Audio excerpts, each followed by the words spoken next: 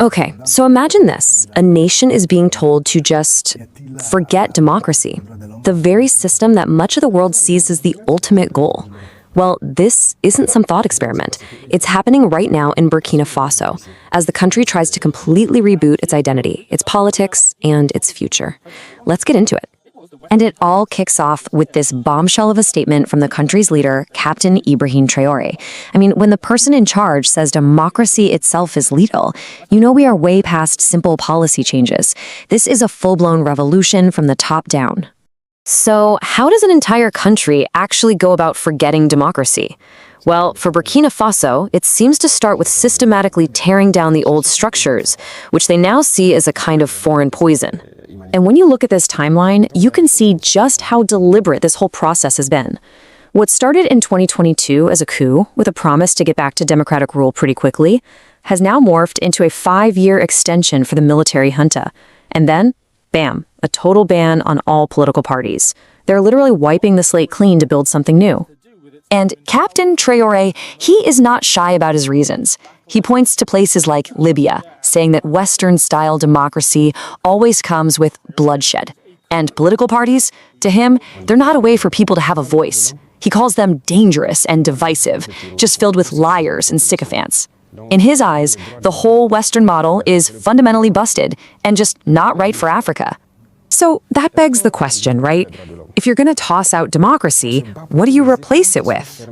Well, for Traoré, the answer isn't some new idea. He's looking back to one of Africa's most iconic and revolutionary leaders. And that leader is Thomas Sankara. His philosophy is the new blueprint. It's all about radical self-reliance, kicking out colonial influence, and just plain hard work.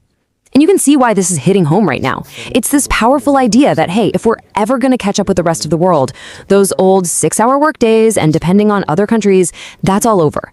It's a call for national pride through pure grit. And get this, they're not just talking about this stuff at government meetings, they are taking this vision straight into the classrooms. French, the old colonial language, is being pushed to the side.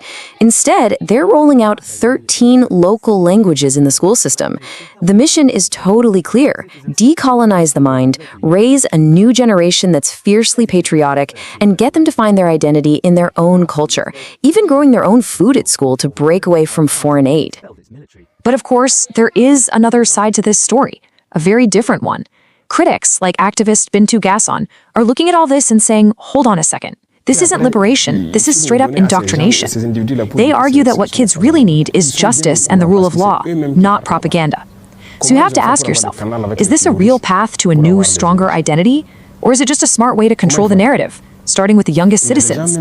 Okay, so you've got this massive cultural and political shift happening. But none of that works without a real, hard-nosed economic plan to back it up, right? And that's exactly what we see next. And this right here, this is where it gets really fascinating.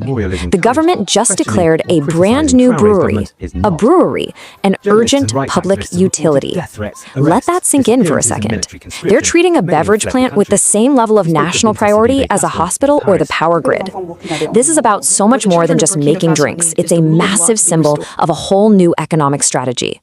In that one move, that single decision about a brewery, it basically lays out their entire 4-part economic game plan. First, fast-track industrial projects, cut through all the bureaucracy. Second, diversify, get the country away from being so dangerously dependent on gold exports. Third, create real, sustainable jobs in manufacturing for local people.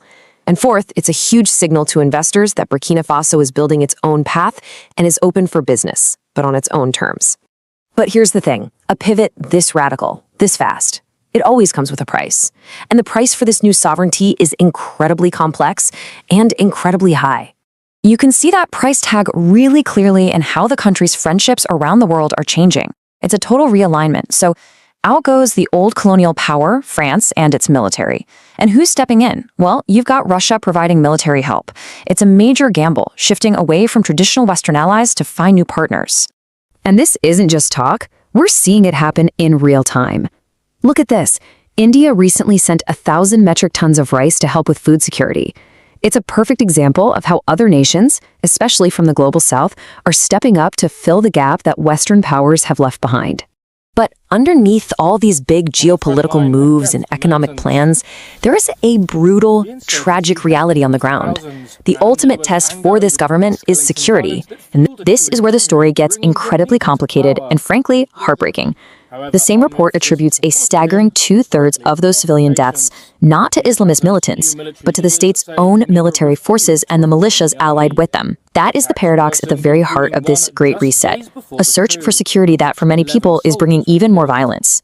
So, where does all this leave us? On one hand, you have a bold, revolutionary vision for a sovereign, self-reliant nation. On the other, a staggering human cost. It all boils down to one final, huge question about what is actually happening in Burkina Faso. Is what we're seeing a new, effective Burkinabe way, a blueprint for African independence that other nations might even follow? Or is the price of forgetting democracy a cost that is just far too high for its people to pay? I really want to know what you all think. Drop your thoughts in the comments below. Is this a blueprint or is it a warning?